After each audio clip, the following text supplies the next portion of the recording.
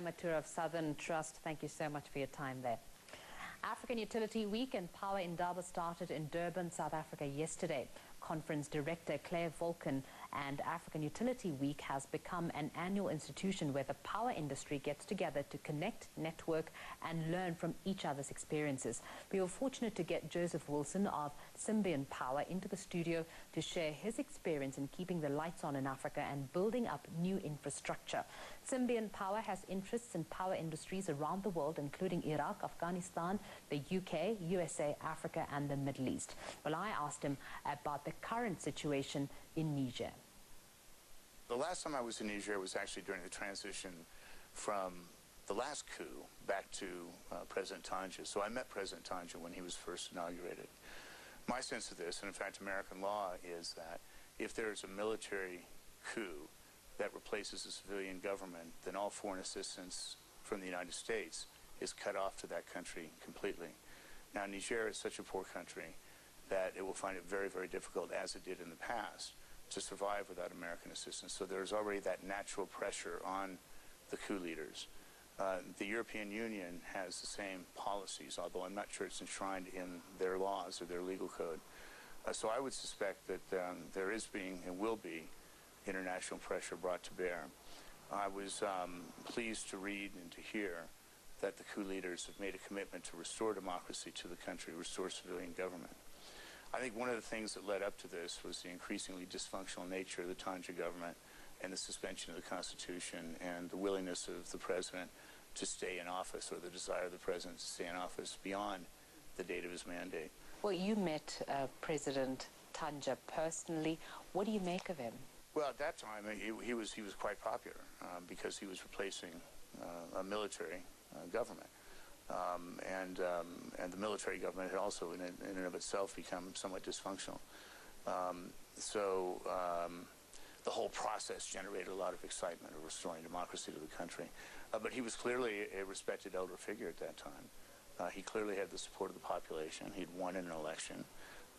The political and moral authority was there. His predecessor, Colonel Wanke,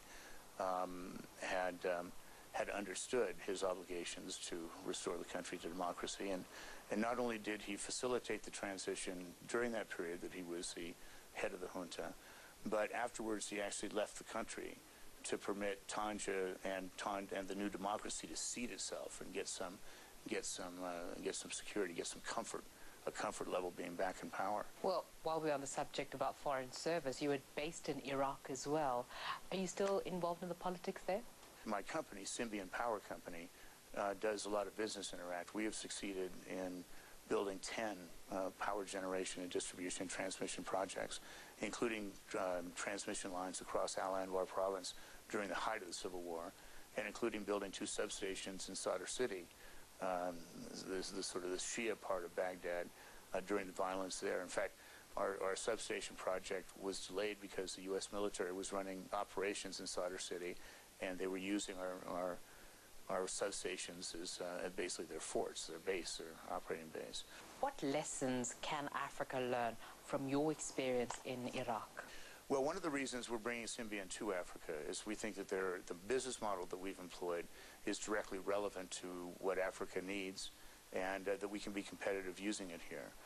Our particular strength is that we can operate in very difficult environments. In fact, for us, coming back to Africa will be like going on vacation, because the problems here are nothing compared to the problems of Iraq or of Afghanistan, where we've operated. So we're very much looking forward to coming here. But our business model is, and our corporate philosophy is based on training nationals to do the work. So we will not bring in a lot of foreign employees. One of the first things we will do, and we're doing it in Tanzania right now, is we will build a training center.